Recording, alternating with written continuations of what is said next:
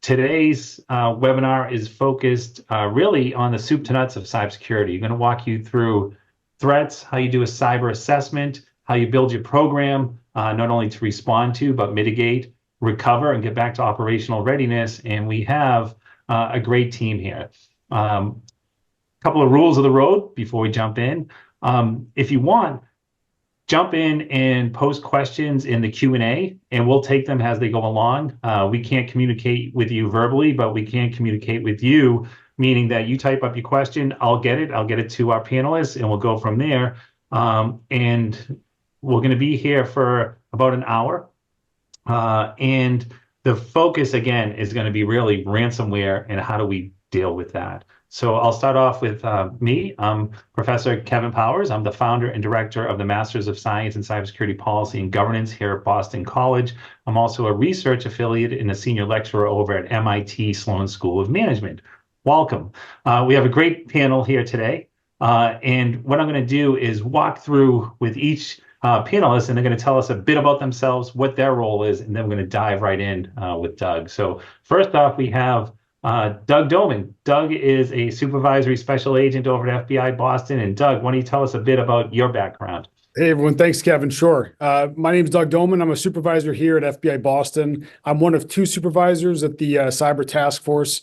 We handle both criminal and national security investigations here in the Boston field office. I've been with the Bureau for about 22 years now, working cybercrime the majority of my career, but I've also had a chance to work internationally and as well as down in DC at our cyber division headquarters. So thanks for everyone's being here and appreciate the opportunity to participate in this great panel. Yeah, and Doug's also a proud Eagle and an adjunct faculty here at Boston College as well in our cyber program. That's right. Next up, we have Simon Taylor. Simon is the CEO and founder of Haiku. And Simon, tell us a bit about you and what you do at Haiku. Absolutely, Kev. It's great to be here. Simon Taylor, CEO, founder of Haiku. Haiku stands for Hybrid Cloud Uptime. We're the world's fastest growing data protection as a service company. And what we really do is focus on helping customers to protect their data across on-premises, cloud, and SaaS. There's over 30,000 SaaS services in the world today, and about 98% of them remain unprotected, meaning that 80% of the world's data has no capacity to be recovered. And that's really what Haiku is here to help you do. Great. And Simon, we won't forget, Simon's an Eagle too. He's a research fellow here with our Cyber National Security Program and has been with us. You were here with us before day one, well before day one, as we were building the program as well.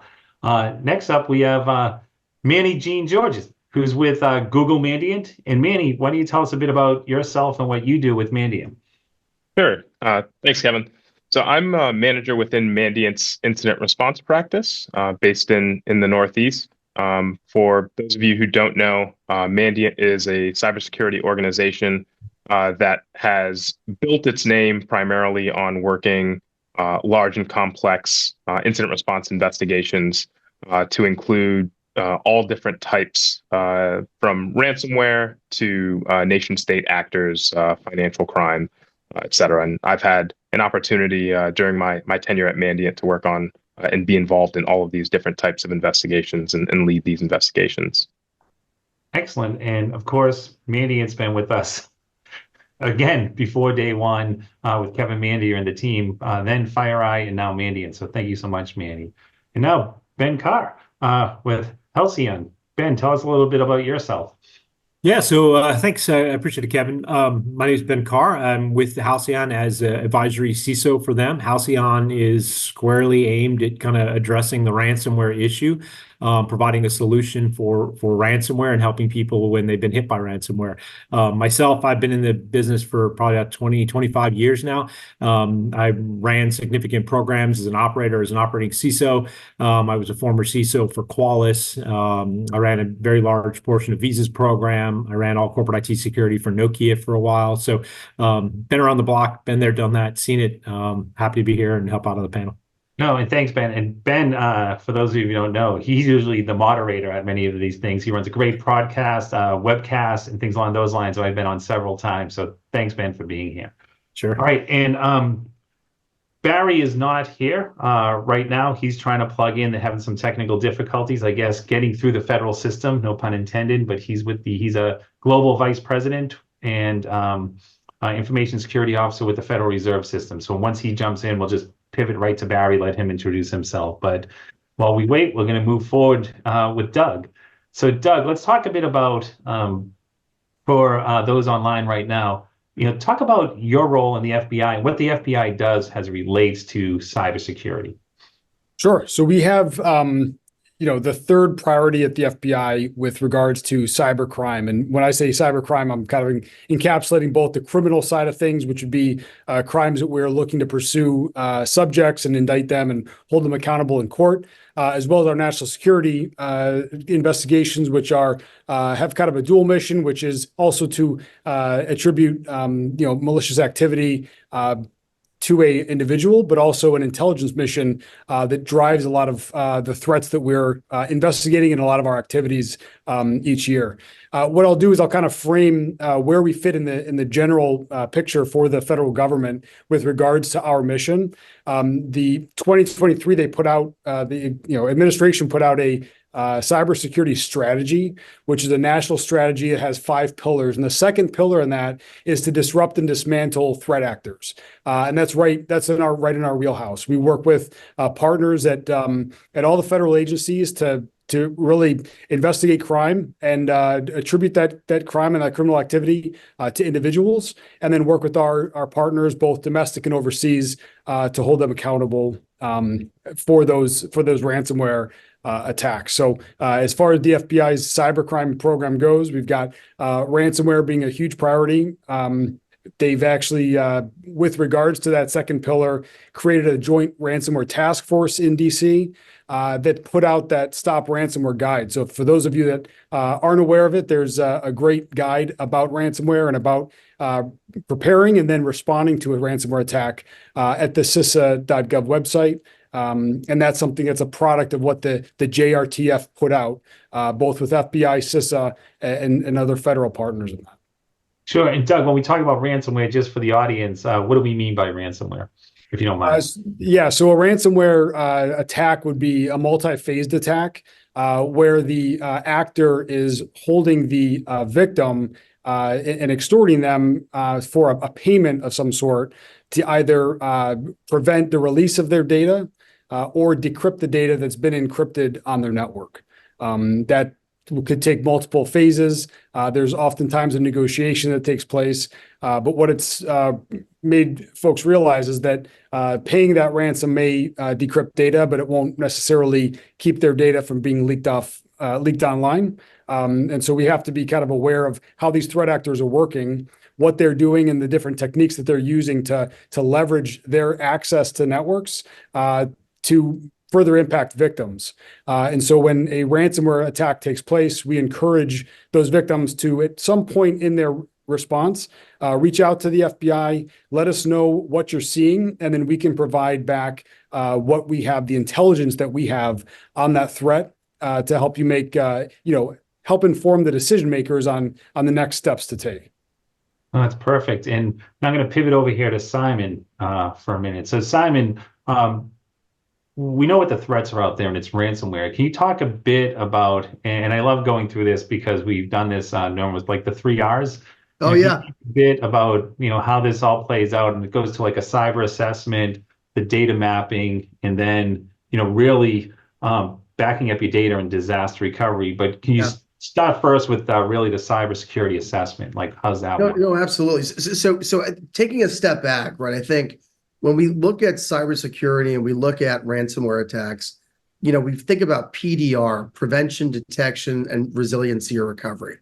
And I think, there's a lot of sort of noise made around prevention and detection.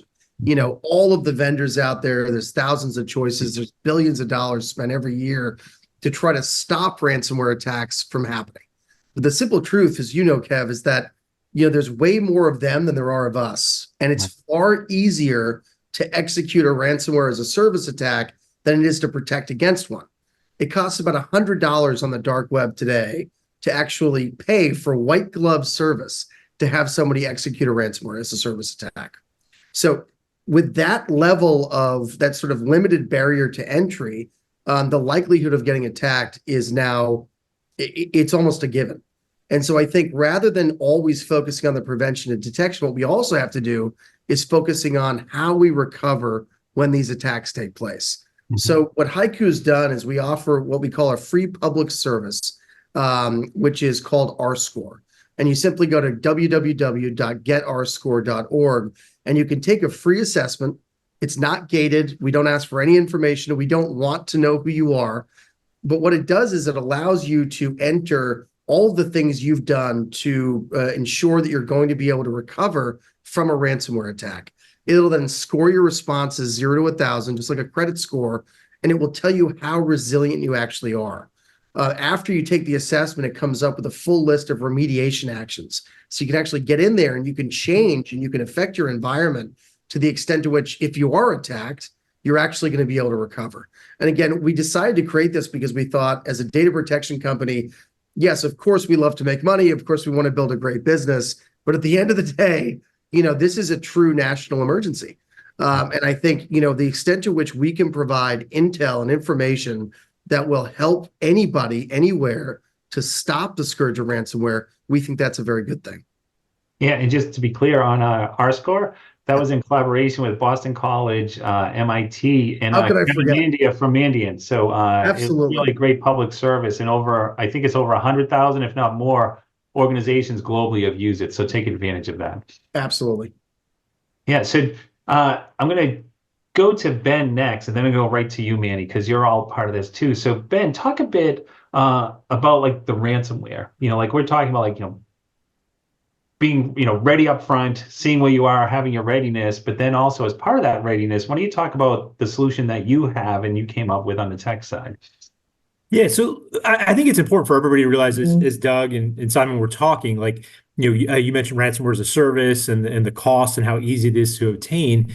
This is really transitioned into a business, right? And so when we think about criminal activity and how the FBI, I think, has traditionally looked at this, like a lot of it was, in the past was kind of the malicious actors, the insider threat, nation states, right? They were going after it for some nefarious purpose. Well, the purpose of ransomware is still nefarious, right? But the motivation is the monetization of criminal cyber activity for a ransom, for extortion, for a reward, right? And so that's completely changed the landscape of how we see this and where we've seen actors, create activity on. So if you think about, a nation state not wanting to burn a 0-day because they're going to utilize it when they really need it, a ransomware actor is happy to burn a 0-day because they're just looking to get to the dollars first before the next guy does, right? And so that's key to this. When Halcyon looked at this, the essential, I guess, foundational component we said is, one, we have to look at this different than the way people normally look at malware and malicious threat actors. The way in which ransomware happens is very similar to normal behavior, normal activity on an endpoint. It's, copying files, moving files, encrypting data, things that your typical EDR is not going to catch. And so, on a day-to-day basis, we see on systems that we're deployed on that this type of activity is just bypassing those systems. Almost all activity that we see where you see, public information where a ransomware event happened, they had other things that were defense in depth. But what Halcyon did is develop an application, an agent that specifically targets and prevents the actions around ransomware themselves. Now, while we believe, and to date, we've been 100% successful in actually making sure that none of our customers have actually been compromised by a ransomware activity, we understand that at some point, potentially, they could get past this. And so the multi-phased approach is the next thing we do is we actually capture the keys as the data is being encrypted. So if you come under this issue where you've been, a victim of ransomware, we can actually look at that key data and we can decrypt that information and essentially provide resilience, not have to go to backups, not have to figure out how you're going to bring those systems up. We can redeploy those keys with the agent, bring the systems back online. And then as kind of a fallback scenario, if that doesn't work, we have the ability in some cases to reverse engineer that key data and help people get back when they didn't even have an agent deployed on there.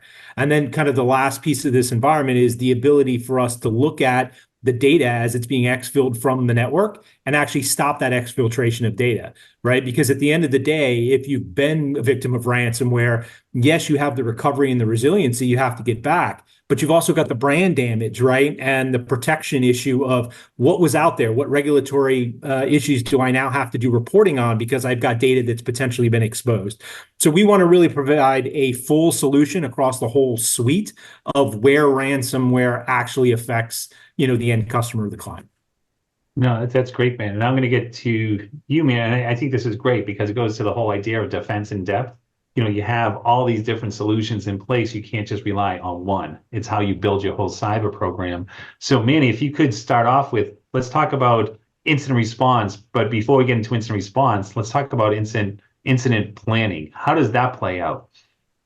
Sure. In regards to incident planning and preparing for an incident, some of the things to think about are some of the more low-hanging fruit and the ways that we actually see ransomware actors get into environments, and ensuring that you're shoring up your environment and your technologies against those methods. So to what Ben said regarding exploits and ransomware actors being very quick to utilize an exploit in as a means of getting into an environment, that's actually something that we've seen become more prevalent over the last couple of years or so, is that attackers are leveraging these exploits and leveraging unpatched systems that they're able to then get into environments. So things like making sure that your external presence, your perimeter is protected by multi-factor authentication. So, the type of things that attackers are going to target, specifically ransomware threat actors, are things like single-factor authentication remote access solutions, whether that's your VPN, Citrix, RDP, other VDI solutions, et cetera. Your vulnerable internet-facing systems for which patches already exist, and other more involved techniques such as, an adversary in the middle type of solution, where they're taking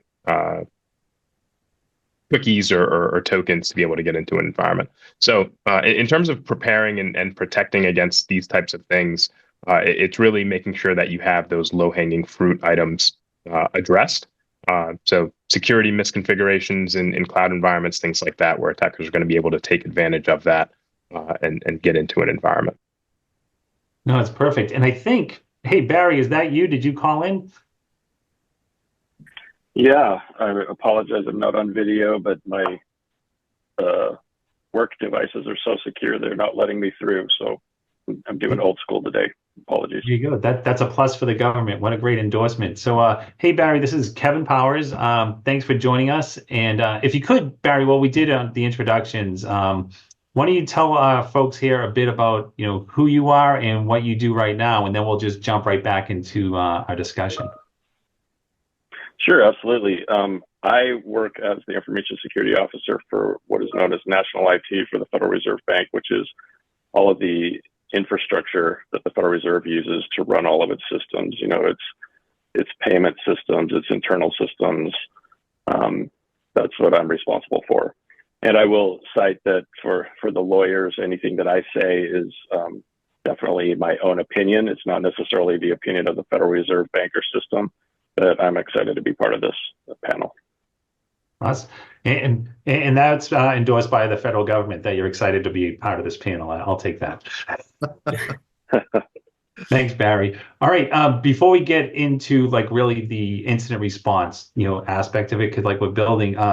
One aspect too is I want to talk about. I'm going to go to Simon, then to Doug as we jump in. Simon, we talked about. Okay, we're going to have these protections in place, but before you do any of that, you have to know what you have. Yeah. Right? You have to know your data. And it's not just about personally identifiable information. That's very important, of course, your customer data, but we're also talking about your business data. And can you talk a bit about that and what I'm going to lead you on this one? Let's talk a bit about what SaaS platforms are and how that impacts a business and organization. Sure. So, Kevin, you said it really well. I think, it's almost like we've done this before, right?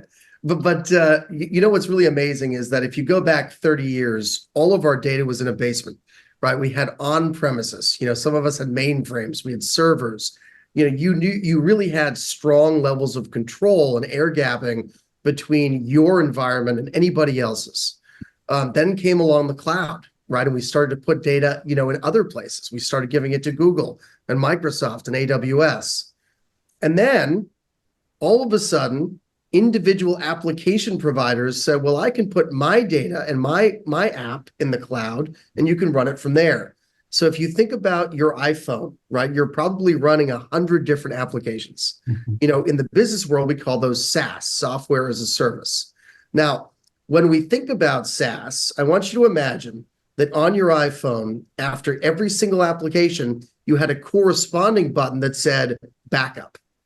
That would be ridiculous. You'd have 100 apps and you'd have 100 backups. What do you do instead? You go to the iPhone and you simply turn on iCloud backup and you protect all of your data and all those applications.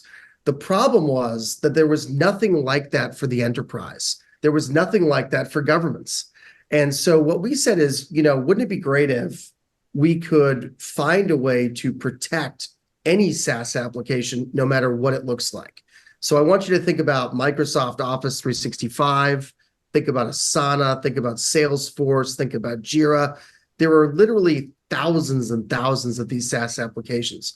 And the problem we see is that, companies today don't use one or two of them.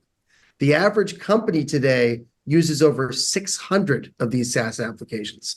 In fact, for those of us who are in Boston or big Red Sox fans, we started working with the Boston Red Sox, and they said to us, we think we've got 5 or 10 different SaaS applications. We probably should back those up.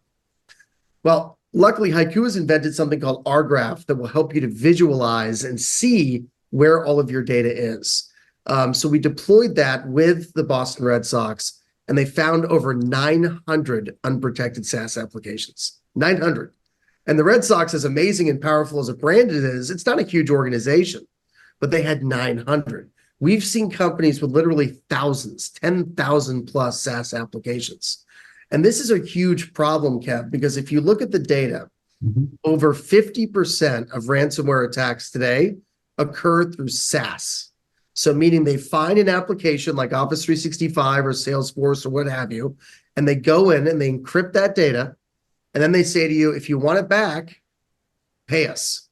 And that's why a majority of these SaaS ransomware attacks are successful. And that's really what we're here to do to help. We help you to visualize all your data, on-prem, public cloud, and SaaS, triage the data so you know which workloads you should be protecting, and then very easily put in recovery policies so that those ransomware attackers aren't going to be somebody you're going to have to say yes to. You can say, no, thank you. I'm going to recover that data right now and get back to work. Perfect. Thanks, Simon. And hey, Barry, since we pulled you in here, we're really talking, about incident planning before we jump into the incident response and how that all plays out. So if you jump in, you've heard some of this, but from your perspective, what's the best way to really plan for the incident? Like really, when you start developing and implementing that plan, how do you do that? Yeah, great question. From my perspective, there's a lot of great use cases out there that you can use. You can use, NISA has some good recommendations. NIST has some great papers on how to develop an incident response plan. But I would say one of the best ways to really start to hone in on an incident response plan is to have tabletop exercises, right? Come up with real scenarios. Pick one out of the news that you've heard about and walk that through in your org and start to ask questions like, how would we respond to this? How fast would we need to respond to this? Who makes decisions in our organization to turn things off or turn things on or disable, this system or that system? How do we move quickly in order to respond in that case?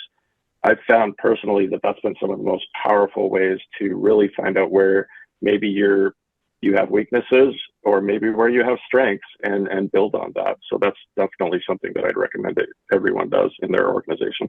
Yeah, I would recommend that too. I was going to say, Ben, I was going to recommend that too. And by the way, the regulators are requiring that right now. Go ahead, Ben, jump in. Yeah, I was going to say, look, tabletops are great. I'm a huge believer in tabletops, but I see one glaring problem in a lot of organizations when they run tabletops is that they run information security tabletops. right? So the only people involved in the tabletop are the people in the information security team.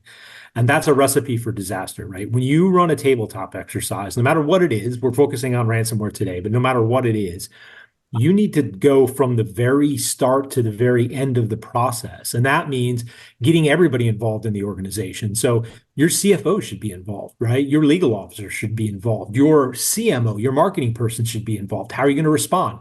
Now, when that happens, you're probably going to want to go to external counsel, right? You're probably going to want to go to external PR firms. They should also be involved.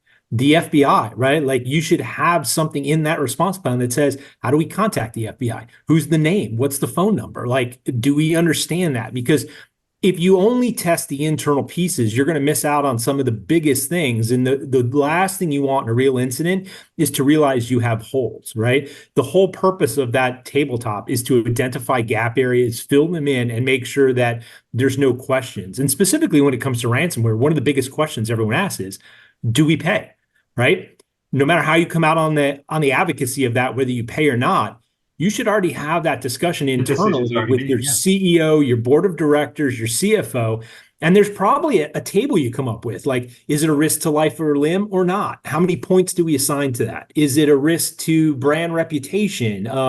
Is there PII involved? Like, and add up that score. And what's the threshold that you get to where you say, oh, we've exceeded this threshold. Maybe you decide you need to pay. I have my own opinions on paying or not paying, but at the end of the day, you need to understand for your business how you're going to respond. And then in the incident, if your outcome is we made one decision and we're changing it, why did you change it? Like question those things and say, hey, we already tabletopped this. We worked it through. Now we're making a different decision, have material facts changed. So again, huge, I think Barry's right. Tabletop is the way to go and build a lot of process on it, but do it completely. Yeah, and what you just referenced, and you stole my thunder, is the incident response team, right? Yeah. That's what you need. You have to have part of the plan, the incident response team. And one of the most important things, as the lawyer in the room here, is read your insurance policy. Yeah. See what plays out. Because sometimes you'll have your plan and you realize, hey, we have insurance, and you talked about outside counsel. Well, you might get panel counsel who brings in their own forensics team and has the crisis communications, and they don't know anything about you. Who can you bring in? You have to have that all lined up and know them. And Manny, your insurance company may say, hey, you've got to use this forensic company. Now, if ahead of that, you know that and you negotiate and you say, Mr. Insurance Company, we'd like to use X insurance company. Oftentimes they'll allow that, but they want to vet it out first. But you don't want to waste time with a 4-day response window, right, to do notification. You don't want to waste time in that window figuring out how to change that. Yeah, and that's right. That's exactly where I was going to add as well. Understanding your insurance policy. What are they going to cover? What your deductible is. Is it worth it to go to your insurance company and file a claim? But also, as Kevin and Ben just mentioned, understanding what vendors you're allowed to use or able to use as part of your insurance policy. And to kind of circle back to the incident response plan and the tabletop, I think one thing that's also important is understanding what the decision-making criteria is as you go through and ask different questions or go through different points within the incident response. So for instance, who's going to make the decision or when is it warranted to do something like cut off the internet completely? As you may have seen from some of the publicly reported ransomware breaches over the past year, some organizations completely disconnect from the internet where they no longer have an internet presence for some period of time as they investigate and recover from that ransomware incident. So who's able to make those decisions and what criteria is being leveraged to make those decisions? Yeah, and that goes back to the planning, and then I'm going to get right to Doug, is this already should be baked in. You should already have, if you don't have inside, you might have inside counsel, but you should have your outside counsel who brought in your forensics and crisis communication. So you can at least have the argument of attorney-client privilege. And if something, heaven forbid, happens, you're able to activate all that's taken care of. You don't want to be looking for a law firm or a Mandiant in the middle of a crisis because you're just not going to get that done. It just doesn't work. So everything's up front. So now I'm going to move over to Doug. And Doug, let's talk now. There's an incident. Let's talk about first, what does the FBI do? Like, and let's talk about this too, because there's been like, talk like, oh, do we call the FBI or don't we call the FBI? In a couple of years, actually 2025, you're going to be calling anyways through the new regulations within 72 hours of an incident. But talk about, why should we call the FBI if something happens? Sure. Well, we certainly want to be a seat at the table. And if I don't say it again, I just want to make sure that everyone understands. You certainly can call me ahead of time. We don't want it to be a scary process, and that's why we do outreach like this. Call me, have the conversation. I can kind of give you a sense of what it would look like. It's generally a very light footprint with regards to what we're going to ask of the victim, because our primary concern is that the victim is able to get back up and operating as soon as possible. I do want to touch on just in addition to kind of what we can provide. Just previously, a lot of the times we'll get pulled in is not the victim reaching out to us, but us having information that we want to provide proactively to a victim who may or may not know they are a victim. And so one of a good tabletop exercise, if think creatively, is what happens if someone knocks on our door, they give us an IP address, a date, and a time. Are we going to be able to look at our logs and figure out where that came from and what exposure we have to that IP address, or similar to what you said about bringing in the different roles from the organization. If there is a network that's terminated, that starts to, depending on the size of the company, employees start to go home and tell their families that there's no internet, and things start to get out to the media, and then the media starts putting out that there's a cyber incident, and the company has to be able to respond to that. So if we don't hear from someone, there are times where we will just reach out as a courtesy to say, look, we understand there might be something ongoing. If there's anything you can provide or anything we can help with, please, let us know and we can help you. I think the appropriate kind of phase of that, when a victim is going through their recovery phase, there's going to be a time in which they're trying to identify what systems are impacted, and they're going to want to immediately isolate those systems. And so once they have that kind of understood what the scale of the impact is, they're going to start to want to threat hunt in their network with the folks at Mandiant, or if they have the inside capability to do so on their own. Before you get to the threat hunting point, we want to be able to provide some indicators that we might have on that threat. And so calling us either as the threat hunt is going on or prior to, we can provide some data points about the adversary that we know from our casework and our case management, or our case wherever in the country that might be, to provide some indicators that you could look for.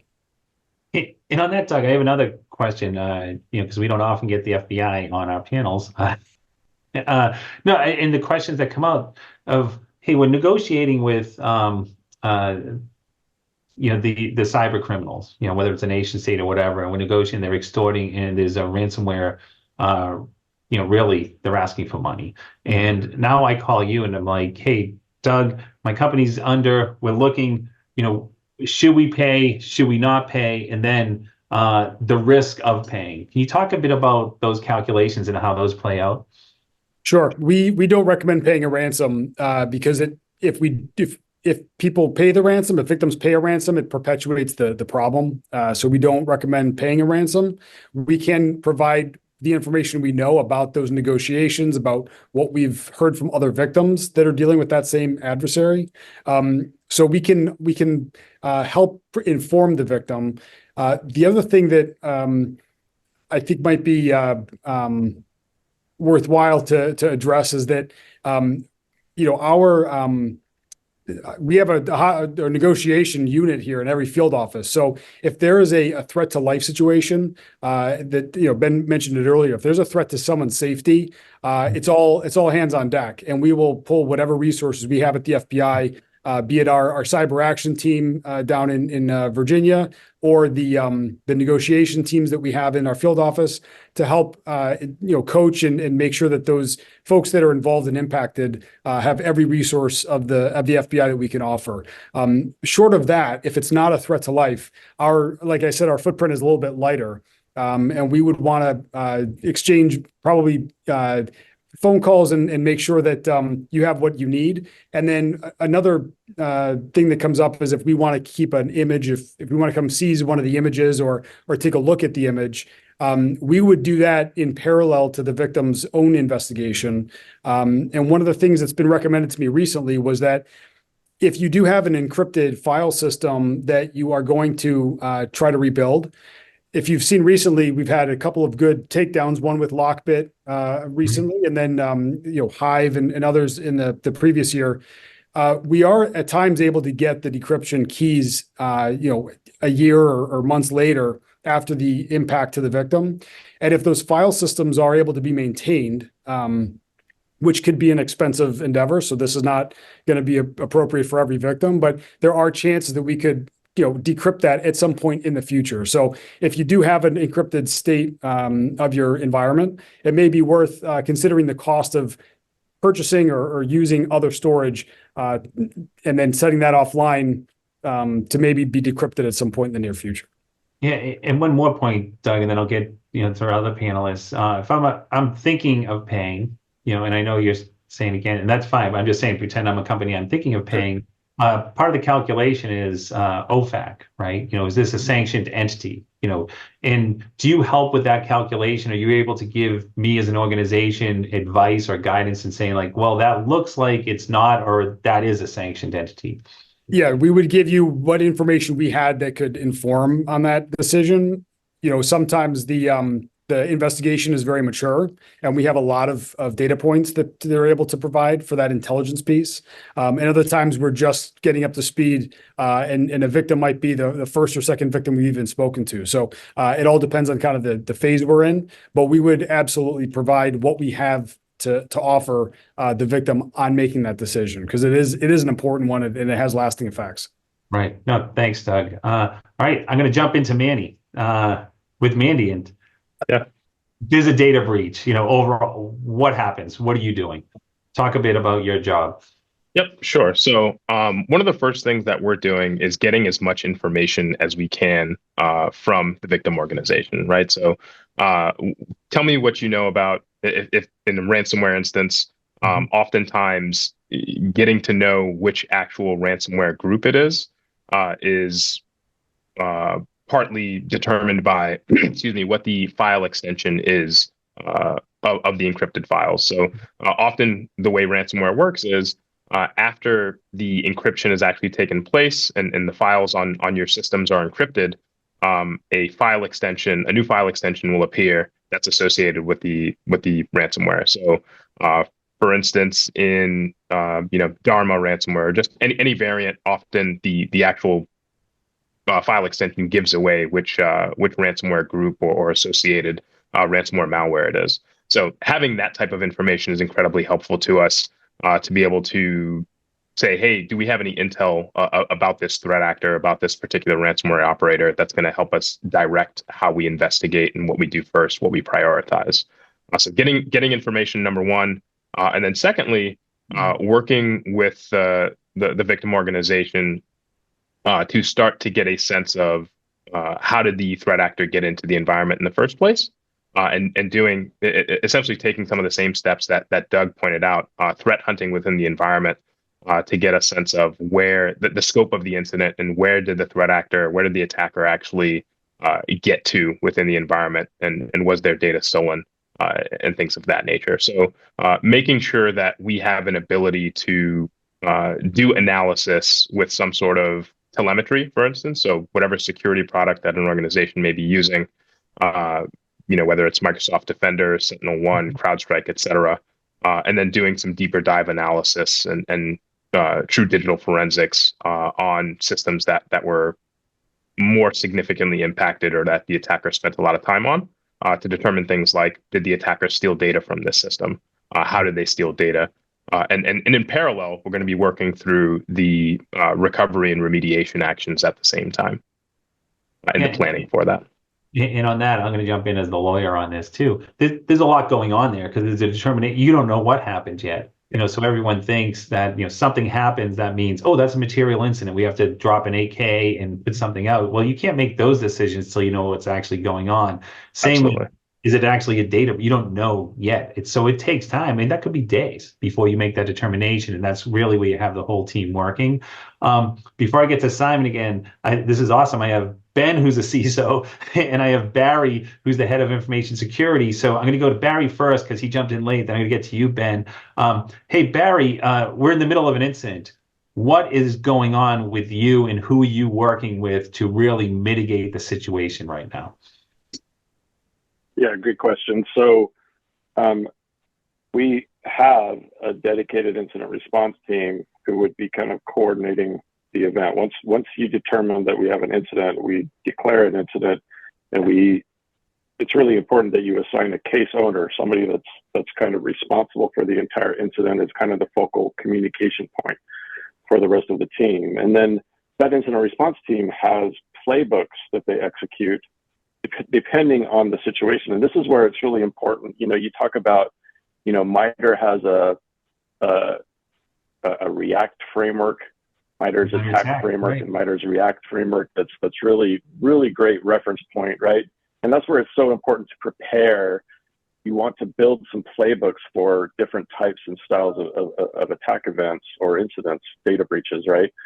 So you want to make sure that you're prepared and you have some playbooks for how you execute that. So then, they have their playbook, and that playbook determines who needs to be communicated to, who you need to keep in touch with, who are the key players or key owners of systems that you need to make sure that they're in the loop.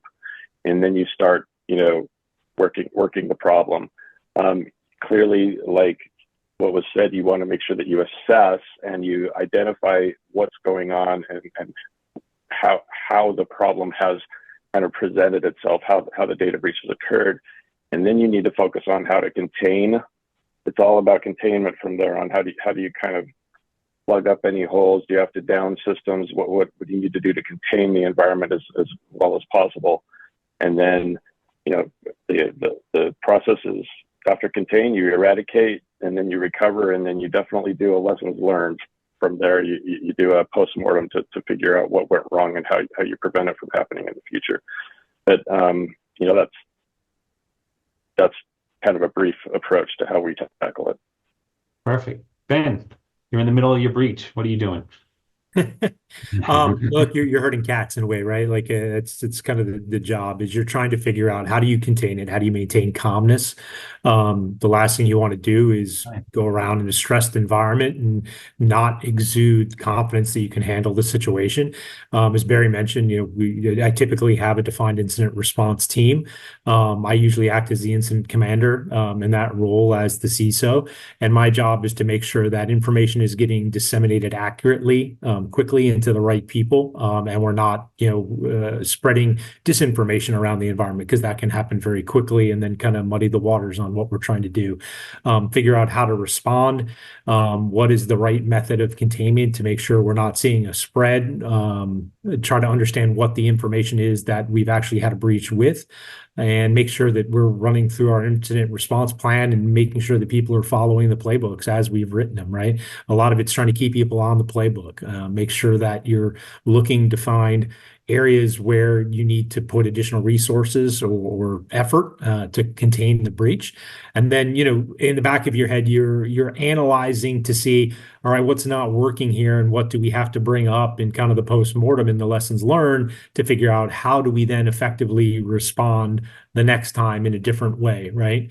So it's all about making sure you're getting the most linear path through that incident or breach, and you're not taking detours that are going to slow you down. Perfect. So Simon, I'm just hit. Will you jump in, Barry? Or no, that was Manny. Sorry, I was just going to add, what Barry and Ben mentioned about having kind of a defined process is incredibly important. And one of the things that I would like to stress as well is it's an iterative process as you're going through an investigation. So as you're finding indicators of compromise, things that the attacker's doing that you're able to then search for, you're going through that process. That's driving what you're going to do for containment. And then you keep doing that until you've actually found everything and able to then move into eradication.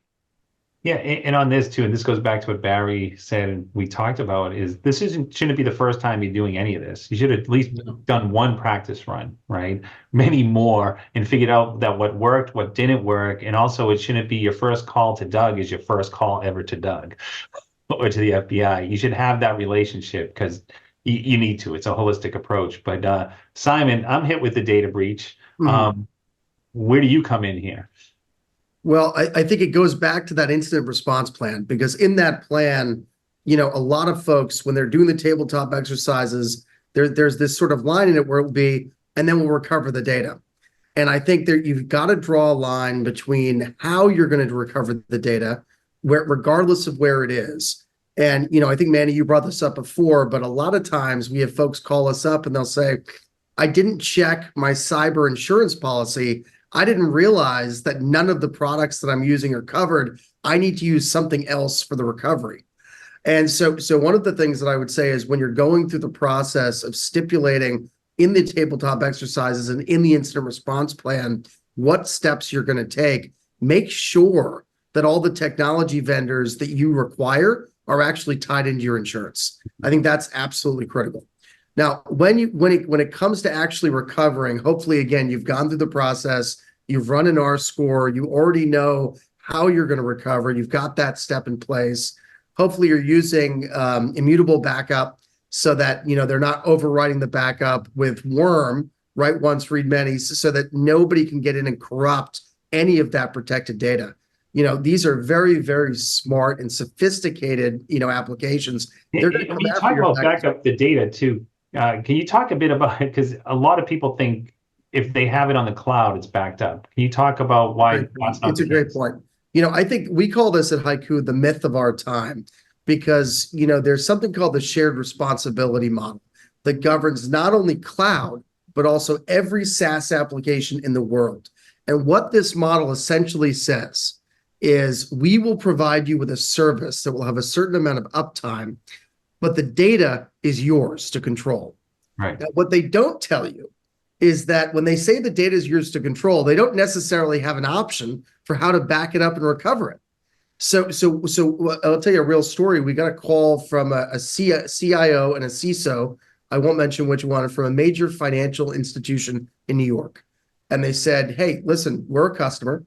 We're having a real problem because we only just became a customer last night. We've had a problem. We've got regulators in here, and they're asking where our second copy is for our Salesforce data and for a variety of other SaaS data. And of course, the response was, well, Salesforce has that, call them. And the regulator was quick to point out, no, it's on you. You need to have control of the data that you're inputting into these systems.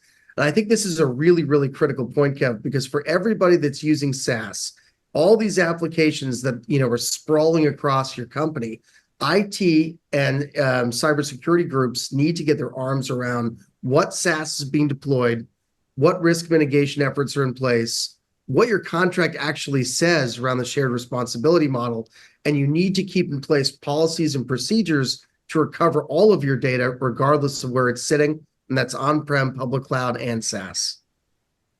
That's perfect. And Simon, I have one other question, because we talk about backup your data. Can you talk about how, it's really disaster recovery? And I want to get to this too, because everyone thinks, okay, I'm good to go. I backed it up. Talk about testing that, because we are talking about incident response. How do you check to see if this actually is going to work when you're hit with a ransomware attack? Another very real story to just sort of make your point. Backup is easy, right? It's not hard to get data and put it somewhere. What's very complicated is the ability to recover that at any level of granularity. So, we had another customer who had recently come over to us, and what happened was they went to restore with internal snapshotting that they had built themselves. One of the engineers internally had said, backup's not hard. I'll just write some scripts and we'll make this work. Well, when they tried to recover, they couldn't put the data back in the application, which meant that they were down for months and months and months. So again, when you're planning out how you're going to back up the data, look really carefully at, the date of your ransomware attack or the date an incident occurs. Can you recover before that? Can you schedule recoveries? Can you back up regularly? Can you make sure you can get your hands on the data? and more importantly, get it back into production so you can turn back online. Because remember, the cost of a ransomware attack is not just the cost you pay to the bad guys. It's the cost of a business that is shut down for a period of time. And I think that's the real issue. On that note, like when you look at Change Healthcare was a $22 million ransomware payment, right? But the estimated cost right now, their impact is $1.6 billion. Right. That's a much larger number than 22 million, right, in total impact cost. And then, I think Doug mentioned that, they don't recommend, I want to come back to this real quick. The FBI does not recommend paying the ransom, right? I'm not a big fan of it either, because I think it just perpetuates the incentive, right, that they're using. But the bigger problem is we see a marked increase in people who pay a ransom who get attacked again because they paid the ransom, and people know that they can get that out of them again, right? So, you may make it out of this incident with a low ransomware payment, but your movement forward may be just increase after increase after increase and a higher propensity to get attacked because you did that. So you really have to think about the completeness of solution and how you're addressing this holistically, not just with one incident, because it's never one incident. Right. And then it goes back to everything we're talking about right now too, right, Ben? It's if you have your plan in place, you've tried and true, and you start from the back end, like this is where I want to be, and then you go all the way back to build out the plan. You'll still have to worry about that, but hopefully you reduce the risk so much it's all in your playbook, you're able to run with it. Look, I'm not advocating like don't plan. Like you should still plan, right? For the most, you have to approach things from a risk perspective. So, look, the most risky thing that's most likely to happen is the thing that you're, expecting, right? The least risky thing with the least likelihood of happening is that should never ever happen, but you still want to plan for the incidence of that. And in the case that it happens, you have a good response plan. You've tested it out. You know how it's going to go. So it's much smoother on the backside, right? That's again why Halcyon's approach is we want to prevent ransomware, but we didn't stop there. We look at if you still get it, we want to be able to provide the keys. And then if you didn't have Halcyon at all, we still potentially have the capability to come in and reverse engineer that and still help you get your data back, right? Without having to pay the ransom and go down all these negative paths that we see as the backside. I would say that some of the more successful organizations that we've seen that have been hit by ransomware incidents, going back to planning, the incident response plan should have something dedicated or scenario dedicated for ransomware. All right. That ransomware is certainly one of the things in when I talk to CISOs, that's the one thing that keeps them up at night, among some other things. But ransomware is definitely one of the more prevalent and potent items. So making sure you have a ransomware plan as a subsection of your incident response plan, but then on the recovery side, having a specific ransomware recovery plan as well. Disaster recovery planning doesn't necessarily always equate to ransomware recovery planning. They're certainly similar in that, one of the primary intents is business continuity. But to Simon's point, right, you're able to back up the data, but can you restore that data? And there's a number of considerations to take into account when it comes to backups as well. Simon already mentioned, are they immutable, right? So we've certainly seen plenty of instances where threat actors do encrypt the backups for whatever backup solutions already in place, or furthermore delete those backups so that way to inhibit the organization from being able to recover. So there's some security posturing recommendations that we typically have around backups in that regard as well. That's perfect. And we're approaching time here, so what I'm going to do is pass it over to you, Doug. And if you could, give one takeaway to our attendees, really, with the threat landscape and what they can do to reduce their risk.